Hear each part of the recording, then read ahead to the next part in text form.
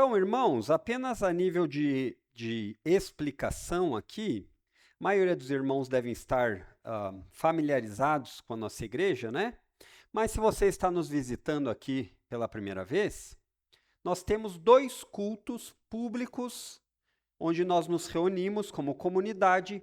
Um deles é na quarta-feira, dia de hoje, 7h30 da noite, né? Eu ia dizer da tarde, 7h30 da noite. E nos domingos, é que horário? 9h30 da manhã. Excepcionalmente, próximo domingo, vai ser o mesmo horário desse? Não, né? 6 horas? Então, muito bem. O que nós temos feito de diferente entre os dois cultos? O objetivo é o mesmo, a glória de Deus. Mas nas quartas-feiras nós temos passeado pelas doutrinas fundamentais. E nos domingos nós temos uma exposição sequencial da Bíblia, lembram? Então nós estamos, como o irmão Alexandre falou, expondo o livro de Atos, pastor Fernando tem exposto, já está aí no capítulo 11, passou do capítulo 10, que era o mais importante, né? Nos dias de ceia, que é o terceiro domingo de cada mês, nós temos a exposição de Romanos que eu tenho tentado auxiliar. Nas doutrinas fundamentais não é que não vai ter Bíblia, não é isso, mas as doutrinas fundamentais são aquele conjunto de ensinamento fundamental, ou seja, base. Sem essa base, ou os ensinamentos basilares, o cristianismo não se sustenta. Então, nas quartas-feiras, nós fazemos uma junção desses estudos e estamos estudando eclesiologia. Já caminhamos bastante aqui nas quartas-feiras. Se os irmãos lembrarem quantas doutrinas nós já estudamos, vão ganhar quem falar rapidinho em 10 segundos. Vamos dar um chute, eu sei, né? Mas vai ganhar um livro se acertar. Qual é o número dessa doutrina? Quantas anteriores nós já estudamos? Não sabem, né? Passou o tempo dos 10 segundos. Então, essa é a Oi? Como? Essa é a oitava. Mas aí eu ia dizer, não, mas não é a oitava completa, não vai ganhar igual, né? Então, nós já terminamos 7. Olha só as doutrinas que nós já estudamos. Doutrina acerca das Escrituras, doutrina acerca de Deus, de Cristo, do Espírito Santo, doutrina acerca do homem, do pecado, doutrina acerca da salvação, e agora nós estamos na doutrina acerca da igreja, que é chamada de eclesiologia. Falamos aqui semana passada, e eu vou fazer um breve resumo, recapitulação, senão a gente nunca sai, né? Mas é importante lembrar que essa doutrina ela tem sido muito mal compreendida e até mal estudada.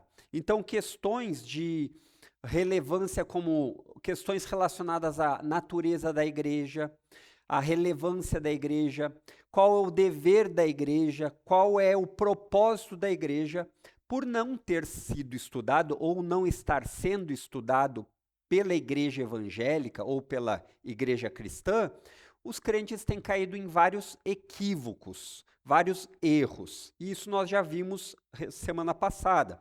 Quais são eles? Alguns desses erros, alguns desses resultados que acontecem quando nós não conhecemos algo.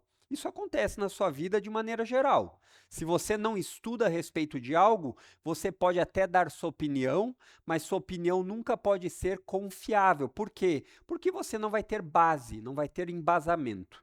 E aqui, quando nós falamos a respeito disso, essas doutrinas fundamentais sempre têm base na Bíblia.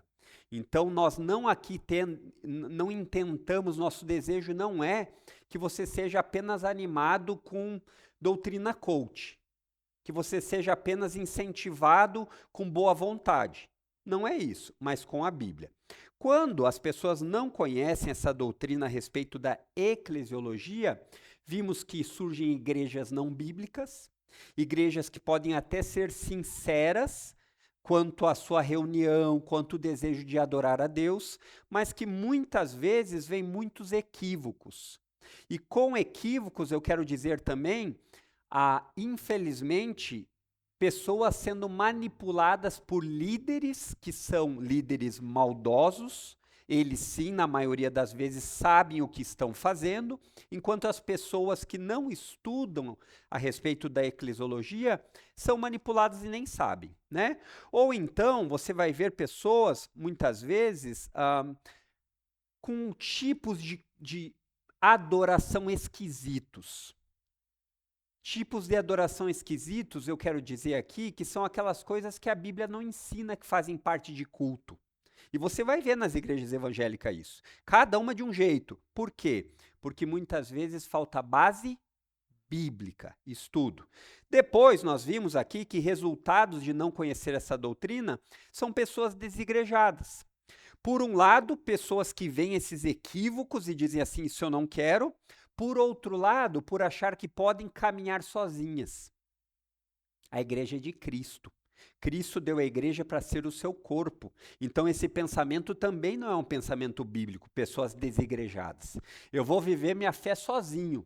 Não foi assim que Deus deu a igreja ou deu a fé para ser vivida. E em terceiro lugar, e esse é uma mistura de tudo, e nós vemos muito isso, vemos nas nossas famílias, nos nossos trabalhos, pessoas com um certo nojo de evangélicos. Não acontece? Você já não viu isso? Pessoas que têm uma desconfiança que evangélicos ou são ignorantes ou são mal intencionados.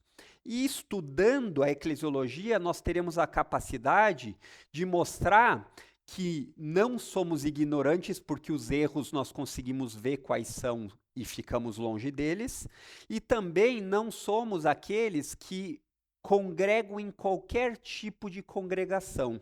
Nós procuramos igrejas bíblicas e queremos ter um comportamento que seja bíblico. E, em outras palavras, um comportamento santo. Isso já vimos semana passada, tá? E aí fizemos algumas definições e é onde paramos. Definições bíblicas de igreja. Lembram? Falamos aqui que a igreja é uma comunidade de crentes em Cristo.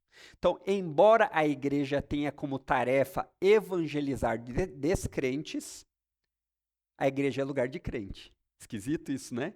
Muitas vezes. Eu me lembro quando teve um evento na Gari, que eu não me recordo quem foi o preletor lá, o palestrante, mas foi um desses encontros de Passo Fundo para Jesus, caminhada para Jesus, essas coisas assim que o pessoal faz. E aí eu me lembro de uma frase que esse cidadão falou, ele disse assim, foi legal aqui, mas esse evento aqui nós não ficamos muito contentes porque esse evento só tinha crentes. Claro que a gente entende que ele queria dizer que queria evangelizar mais pessoas, mas igreja é lugar da comunidade se alimentar. Aqui é onde os crentes vêm para receber sustento para enfrentar esse mundo mau. Então, não é que nós não evangelizaremos para mais pessoas serem acrescentadas, mas a igreja é primariamente comunidade de crentes em Cristo.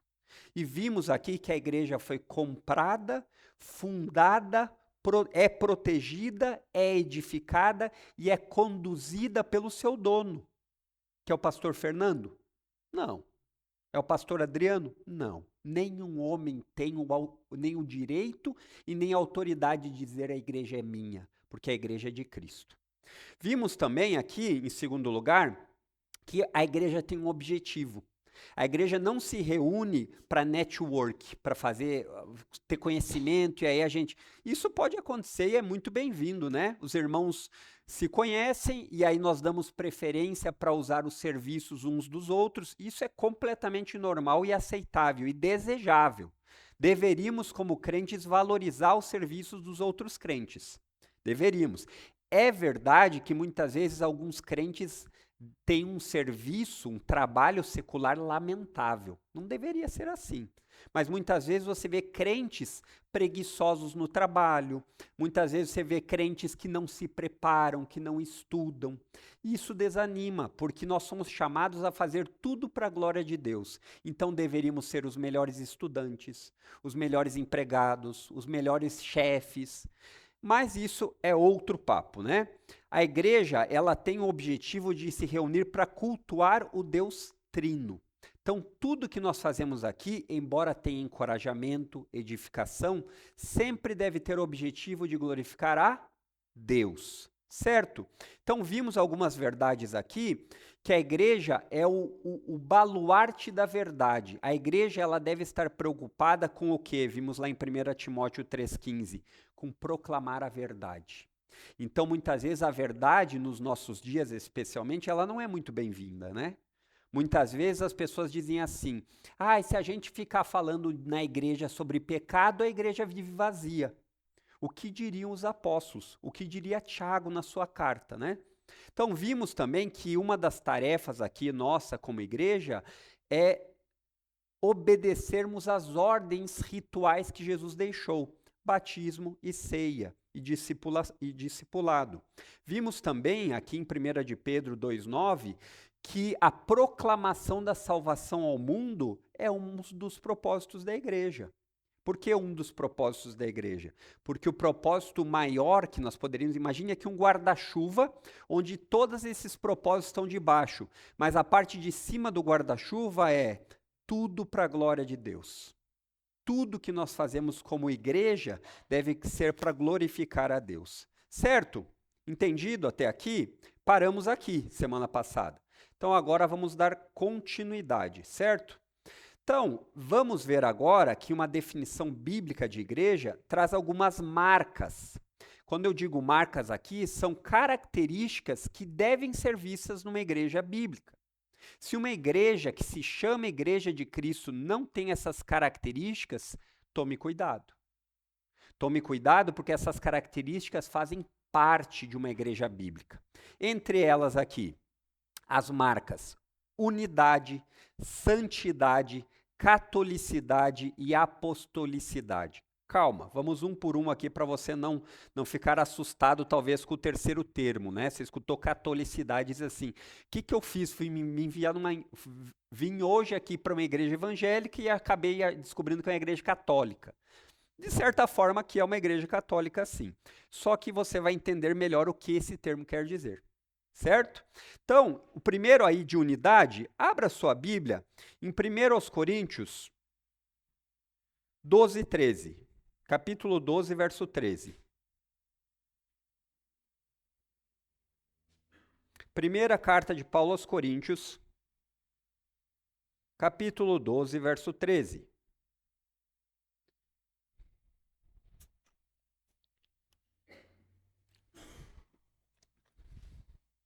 Esse texto aqui é um prato cheio para o mau intérprete.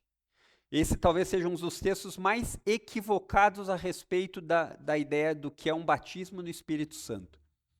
Então as pessoas muitas vezes usam esse texto e dizem assim, existe um segundo batismo.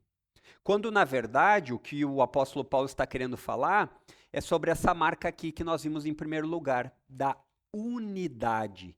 Existe uma unidade a respeito da fé cristã. Todo crente tem a mesma fé, a mesma unidade. Olha o que ele diz assim. Pois em um só Espírito todos nós fomos batizados, em um só corpo, quer judeus, quer gregos, quer escravos, quer livres. E a todos nós foi dado beber de um só Espírito. O apóstolo Paulo aqui está falando a respeito da igreja. E como igreja, a igreja, no momento que a pessoa é inserida no corpo, por crer, ela tem o Espírito de Deus. E esse Espírito, ele é igualmente distribuído a todo aquele que crê. Existe uma unidade na multiforme graça de Deus, ou seja, quer dizer que você deixa de ter algumas aptidões, alguns gostos, não é isso, mas quer dizer a respeito de uma unidade que é marca da igreja. Qual é essa unidade? A fé em Cristo. Essa é a unidade, essa é a marca que nos une.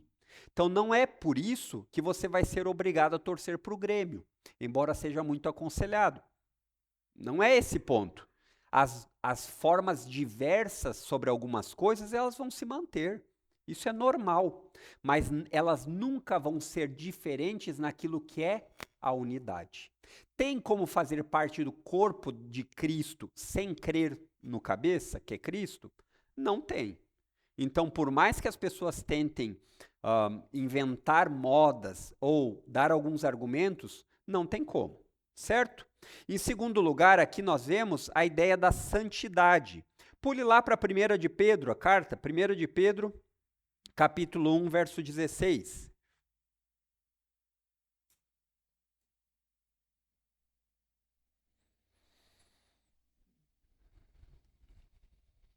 Essa carta do apóstolo Pedro, ela traz uma série de continuidade entre Israel e igreja. Não me entenda mal, o que eu quero dizer com isso? Vários atributos que eram dados apenas à nação de Israel, Pedro começa também a dizer a igreja também é assim. Por isso que ele diz assim, porque está escrito. Isso quer dizer que já tem em algum lugar escrito. Aonde é que isso está escrito? Lá em Levítico 11, lá em Levítico 19. Porque a ideia é que Deus, ao falar para o povo, sejam santos, porque eu, o Deus de vocês, a quem vocês chamam de pai, sou santo. Então, assim como o pai, o filho deve ser. Então, uma igreja tem que ter na marca dela a santidade. Viver para a glória do Pai. É essa a ideia de santidade. A santidade traz perfeição sem erros? Não é isso que o termo quer dizer para nós. Em Deus não há erro. Mas em nós ainda existem tropeços. Mas isso não quer dizer que a igreja pode viver como ela quiser. Então, aqui é um dos pontos importantes de saber. Uma igreja cristã vai prezar pela santidade de vida, dentro da igreja e fora dela. Nós não devemos ter essa separação de conduta. Dentro da igreja eu me comporto, eu trago até uma Bíblia. Mas fora da igreja eu faço de tudo. A visão de mundo para o crente, para o cristão, ela é unificada. A minha vida, ela não é mais uma vida de um jeito santo em um lugar e de um jeito profano em outro. Isso daí não existe, ou não deveria acontecer. Por isso que muitas vezes, no dia a dia, nós lutamos contra pecados que nós ainda temos. Mas nós devemos reconhecer isso. Por exemplo, quando nós lidamos com problemas de fofoca, antes de nos tornarmos crentes, éramos fofoqueiros de carteirinha. Então nos tornamos crentes. A fofoca cai na hora. Bem que podia ser assim, né? Mas muitas vezes não é. Mas aí a vida do crente, ele luta para quê? Para abandonar os velhos hábitos. Ele luta para quê? Para transformar a mente com aquilo que agrada a Deus. Então, esses equívocos de que podem viver uma vida dentro da igreja de uma forma, não é uma maneira bíblica de pensar. A igreja tem como marca santidade de vida. E aí, santidade de vida é uma vida que deseja glorificar a Deus em tudo, se separando daqueles hábitos mundanos. Ah, então quer dizer que eu não posso mais escutar música sertaneja, eu adorava. Se a música sertaneja tiver uma letra e uma melodia que não desonre homem e mulher, que não tenha nada que ofenda, não há problema nenhum. Tem músicas seculares, aqui talvez eu choque alguns, tem músicas seculares que são melhores de ouvir do que gospel. Não é porque você bota um selo gospel que está tudo certo, não é. Então a ideia é que nós começamos a pensar de uma maneira que agrada ao nosso Deus. Esse é o ponto. E aí chegamos aqui no terceiro, na catolicidade. Abra em Efésios capítulo 3, verso 10. Efésios capítulo 3, verso 10. Isso daqui eu não coloco os textos aqui para treinar o ouvido dos irmãos. Daí os irmãos escutam e lembram. Efésios 3, capítulo 3, verso 10. Diz assim o texto bíblico: e para que agora, pela igreja, a multiforme sabedoria de Deus se torne conhecida dos principados e das potestades nas regiões celestiais. Esse texto de Efésios capítulo 3, verso 10, ele foi ou é utilizado pelas grandes confissões que tem na história. A confissão belga usa esse texto para falar de catolicidade. A de Westminster tem esse texto. Em que sentido se quer falar em catolicidade? Catolicidade é um termo usado para universal. Então, quando nós dizemos igreja católica, nós queremos dizer uma igreja que está em sincronia no mundo todo. Aí, se estiver acrescentado de mais uma palavrinha chamada romana, aí é diferente do que nós estamos falando. A igreja que nós estamos falando é uma igreja católica no sentido de que ela concorda com várias outras igrejas verdadeiras pelo mundo a respeito dessas características fundamentais. Então, essas características fundamentais querem dizer que a geografia, ela não é um limitador. Muitas vezes as pessoas querem dizer, olha, esses costumes, eles são aqui desse lado, daí eles não são. Aí nós diríamos assim, muito bem, mas esses costumes, eles estão de acordo com os princípios bíblicos? Sim, não estão. Então nós rejeitamos. Por exemplo, alguns costumes das nossas épocas, né?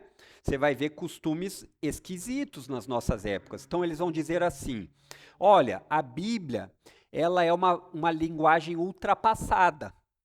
Ela foi escrita há 2000 anos atrás. Então, nós precisamos atualizar isso. Então, quando a Bíblia fala que o homem é a autoridade, hoje já não é mais. Existe uma igualdade entre homem e mulher. Então, pode ter pastor e pode ter pastora. Nós diríamos não, porque nós não estamos falando em diferença de valor. Homem e mulher têm o mesmo valor, mas diferença de função. E isso não é submetido à cultura do tempo, e sim à Escritura. Entendeu? Então, quando a gente fala a respeito disso, da catolicidade, essas verdades da unidade, da santidade e do último termo ali, da apostolicidade, elas têm que ser encontradas. Até aqui tranquilo? Deu para entender? Então, sempre lembre disso. Tudo deve se submeter à Escritura. Tudo. E aí, por fim, a apostolicidade quer dizer que a nossa igreja é uma igreja, ou melhor, a igreja cristã, ela é fundamentada na base apostólica, no ensino dos apóstolos. Por isso que se nós disséssemos igreja católica apostólica, nós diríamos, estamos dentro, somos essa mesmo. O problema é se tiver algo fora das Escrituras, que daí poderia ser Igreja Católica Apostólica Alemã. Não se resume a isso. Igreja Apostólica Católica Apostólica Romana. Não, porque não se submete a Roma, se submete à Escritura. Entenderam? Então isso é importante que nós entendamos, por quê? Porque as bases dessa doutrina sobre a igreja, elas não estão variáveis à cultura, à geografia ou à época. Por exemplo, é verdade que hoje aqui nós estamos todos num ambiente de frio, então dificilmente alguém viria de bermuda, né? Mas muitas pessoas que vivem em um contexto que é mais frio que nós, quando sai um sol, elas vêm de bermuda para a igreja. Aí você diria assim, isso daí não é honrar a Deus. Isso está dentro da cultura daquelas pessoas que passam talvez 8 meses debaixo da neve. Interessante, né? Então isso quer dizer que para nós, a usar bermuda está tudo liberado? Depende. Depende. Porque isso é uma situação cultural, mas que muitas vezes para nós usar bermuda, sabe o que vai passar a impressão? De descaso. Percebe onde a gente tem que ter esses cuidados com o que é cultural para não ir nem longe demais, estabelecendo como regra, por exemplo, proibir os irmãos de vir de bermuda. Não proibiria. Só diria para você assim, essa é a sua melhor forma de se vestir? É isso que eu diria. Para aqueles irmãos que passaram 8 meses na neve, provavelmente eles diriam, porque eu estou louco para botar as canelas de fora. Não é o caso nosso. Então, outro ponto que nós poderíamos pensar é, você por acaso iria no banco pedir empréstimo de bermuda? Aí você consegue ter a resposta. E lá é apenas um gerente de banco. Então, diante do rei do universo, você... Então, o que eu estou dizendo aqui não é para gerar. Os irmãos sabem que nós não temos o sexto sola, do sola gravata, né? Não precisa sempre vir de gravata, não é isso. Mas o que eu estou querendo trazer aos irmãos é: não sejam nem enganados pelo poder da cultura e daquelas coisas que são transitórias. Tudo tem que submeter à Bíblia, mas também tenhamos cuidado de não estabelecer regras que a Bíblia não estabelece para o culto. Fez sentido ou ficou meio esquisito? Ficou meio confuso? O que eu quis dizer é, nem vão tanto para lá, nem tanto para cá. Sejamos bíblicos. E o objetivo do culto é a glória de Deus. A maneira que você vai se comportar aqui, seja em vestimentas ou ação, vai glorificar a Deus? É isso que você deve se basear, certo?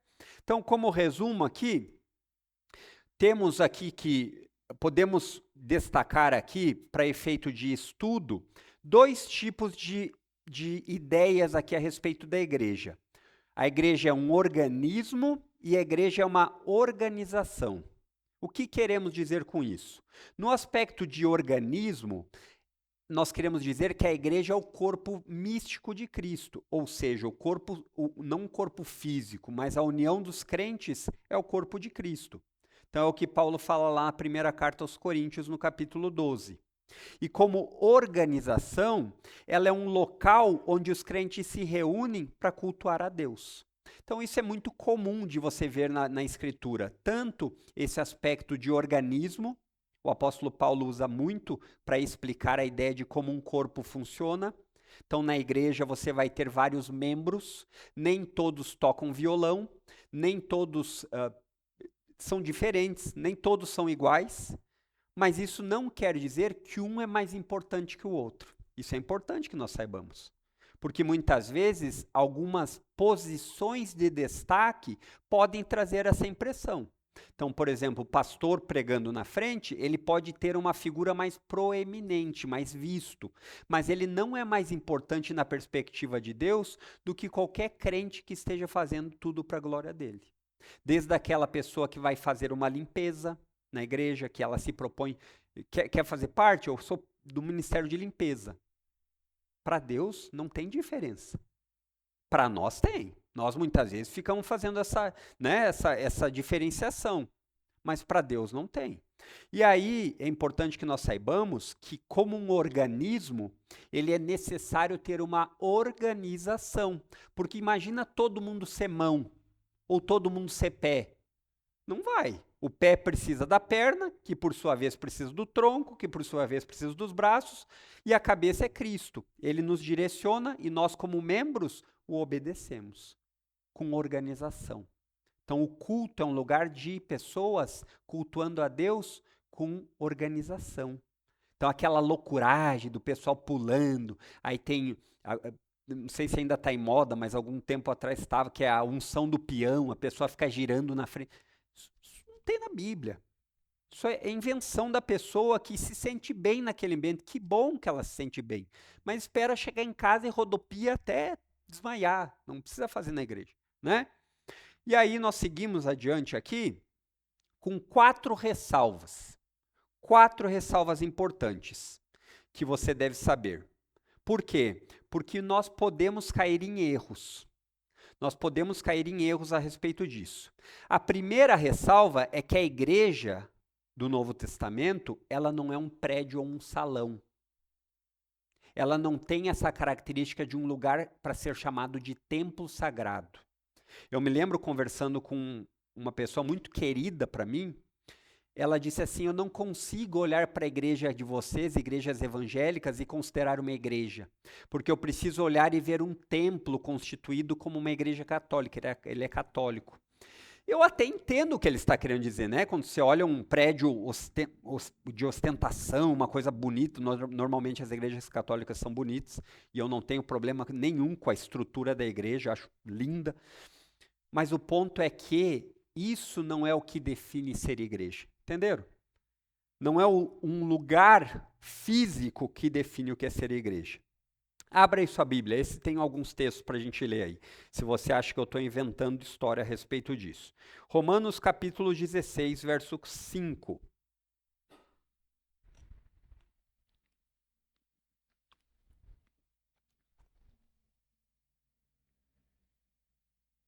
Aqui no capítulo 15, o apóstolo Paulo está chegando, no capítulo 16, perdão, o apóstolo Paulo está chegando no finalzinho da carta. E como era normal, quando chegava ao fim de uma carta, tanto quanto no início, ele se despedia, saudações finais. E você percebe aí que ele está se despedindo para várias pessoas. E aí no verso 5 ele diz assim: saúdem igualmente a igreja que se reúne na casa deles. Saúdem meu querido Epeneto, primeiro fruto da fé em Cristo na província da Ásia. E aí ele vai continuar falando vários que deveriam ser saudados. E você percebe aqui que o apóstolo Paulo fala que onde estão se reunindo como igreja é na casa de um deles. Logicamente, esse lugar não era um lugar ostentador, não era um lugar de pompa, mas o que o apóstolo Paulo deixa claro, que a igreja estava lá porque os crentes estavam reunidos naquele lugar. Pule aí agora para 1 de Coríntios, um pouquinho mais para frente. Próximo livro aí, 1 de Coríntios, capítulo 3, versos 16 e 17.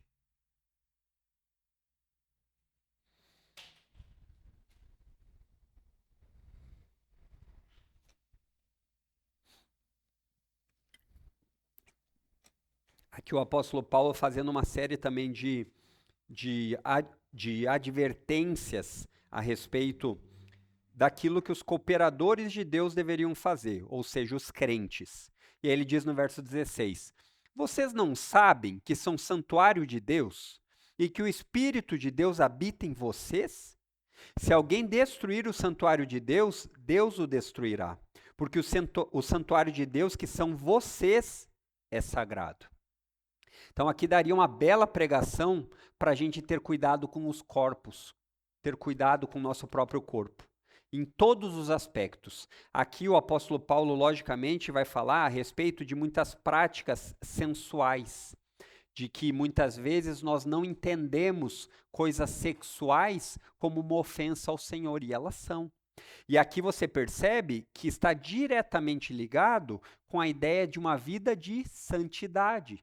Então, o que o apóstolo Paulo está ensinando aqui é que o Espírito de Deus habita em cada crente, é a unidade, e que o Espírito de Deus que habita em nós deveria ser o suficiente, essa certeza, para nós termos cuidado com a maneira que nós vivemos. Seja exterior, seja interior pelos pensamentos. Porque é muito comum as pessoas dizerem assim: ah, mas eu não mato, não roubo e não uso nenhum tipo de droga. Mas os pensamentos já fizeram tudo isso. Os pensamentos já foram tão longe que essa pessoa já se separou da esposa 5, 6 vezes. Então esse é o ponto. Mas aonde nós queremos chegar aqui? Só para falar que a igreja não tem um prédio, um salão que possa ser chamado sagrado. Porque o que é sagrado, no ponto de vista da Bíblia, naquilo que a Bíblia ensina, é a união de cada crente. Pule aí agora para 1 de Pedro 2,5. Não vou ler todos aqui, não vai dar tempo, mas você pode anotar e ler um por um. 1 de Pedro 2,5.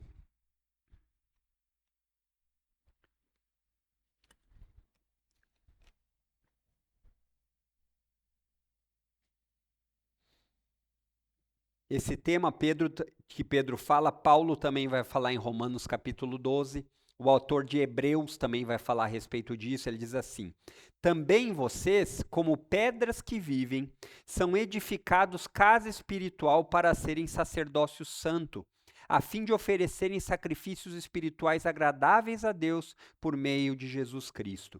Mais uma vez, Pedro está trazendo a ideia do Antigo Testamento, de como era, para o Novo Testamento, à luz da igreja. À luz do que é ser igreja. É como a igreja, sendo cada um dos membros da igreja, são os tijolinhos que constituem a igreja. São os tijolinhos que constituem a ideia de uma igreja espiritual. Ah, então não precisa de lugar? Não é isso. O que nós não podemos cometer o erro é de achar que a igreja se resume a isso aqui. Ela não se resume a isso. E ela nem pode ser chamada isso. Porque se esse prédio pegar fogo, a igreja bíblica Luz do Mundo ainda existirá. Entenderam? Então, em segundo lugar, nós não podemos cair no erro de achar que todas as comunidades evangélicas São igrejas no sentido bíblico. E aqui é pesado de falar isso, né? Por que isso? Porque nem todos que chamam Senhor, Senhor, de fato são crentes. Abra aí em Mateus 7.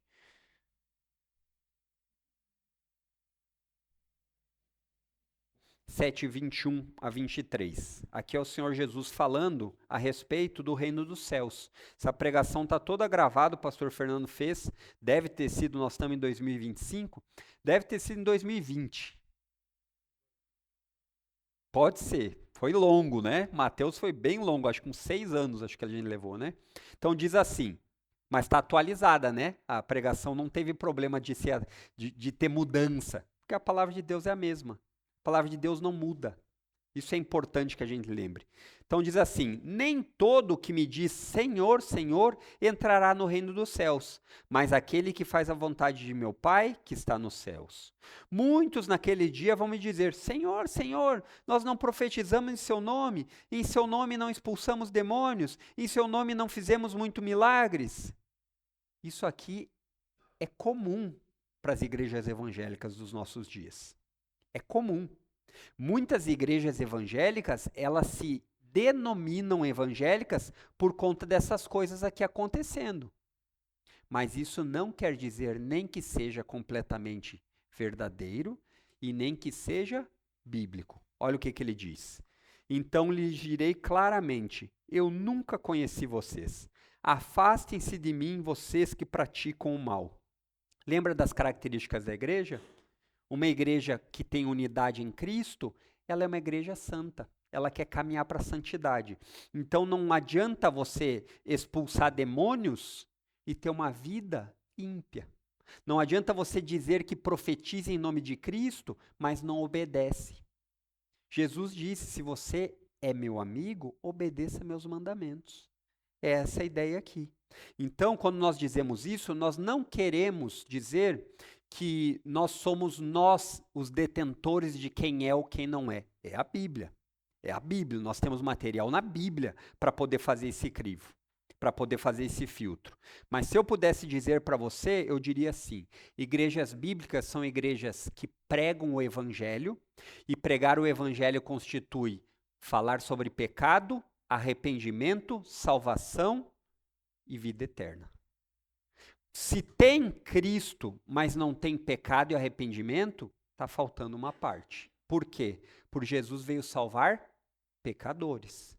Ele não veio apenas para lhe dar vida próspera. Isso pode acontecer no processo, mas ele veio especialmente para perdoar os seus pecados. Uma igreja que não fala sobre pecado não é uma igreja bíblica. Lembre-se disso. Ah, mas eu vi muitos milagres naquela igreja. E antes desses milagres teve pregação do evangelho? Não. Então fuja de lá. Como disse o apóstolo Paulo, ainda que um anjo venha do céu e fale um evangelho diferente do que nós temos pregado, seja maldito. Então essa ideia de que nós devemos ser, e isso é perigoso. Sabe que eu contar uma história rápida aqui para os irmãos, eu não costumo fazer isso, mas vou contar. Eu tenho muita cautela a respeito de olhar para as coisas e dizer assim, está parecendo que Deus está indicando. A gente gosta de procurar essas coisas, né? Mas ontem uma pessoa me pediu ajuda, pedindo para comprar um gás. E essa pessoa, eu sei que é necessitada, eu disse assim: rapaz, mas eu não tenho esse dinheiro para ajudar, se eu disser que eu não tenho, ela não vai acreditar. Aí eu entrei na conta. O gás é 130 reais. E eu tinha na conta 130,31. E eu disse, vou ajudar. É o Senhor mandando, é o valor da conta. Veio no meu pensamento isso, irmãos. Vou resumir para os irmãos, era golpe. Perdi 130. Então, não segui por esse tipo de sentimento. Olha, Deus mandou. Não, a Bíblia é clara, a Escritura. É claro que eu me guiei no princípio da ajuda.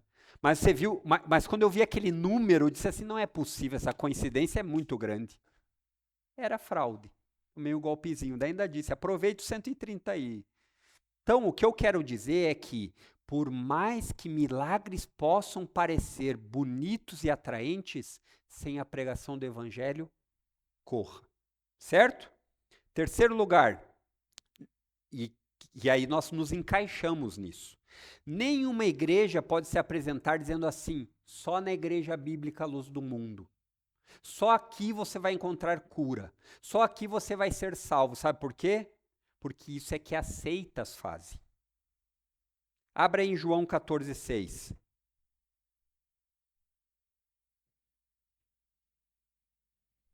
Os irmãos gostaram do meu testemunho, né? Mas vai ser raro, irmãos. Vai ser raro. Eu quis usar isso para mostrar como a gente comete equívocos sinceros. Equívocos sinceros. Parece que era, mas não tinha nada a ver. Essa é a grande verdade. Olha o que Jesus diz. Eu sou o caminho, a verdade e a vida. Ninguém vem ao Pai senão por mim. Então, quem é que leva a Deus? É a Igreja Bíblica Luz do Mundo?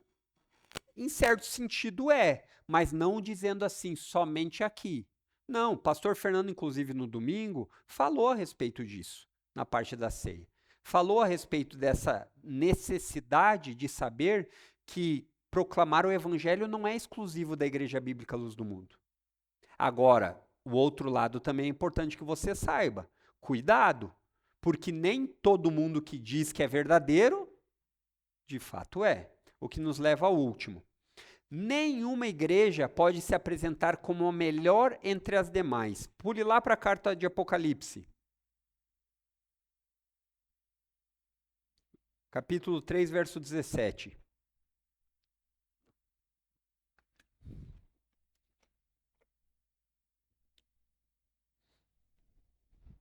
Diz assim: você diz, sou rico, estou bem de vida e não preciso de nada.